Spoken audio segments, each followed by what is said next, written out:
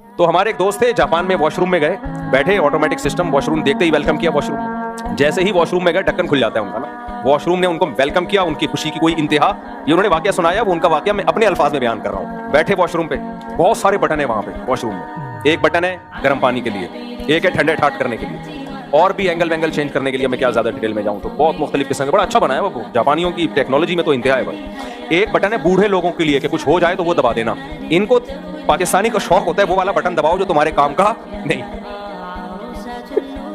कहते मैंने कहा ये अलग थलग से कौन सा नजर, कह रहे मैंने वो बटन दबाया, एकदम एम्बुलेंस की आवाज, पुलिस, एम्बुलेंस, फायर ब्रिगेड तीनों पहुंच गए वॉशरूम के बाहर।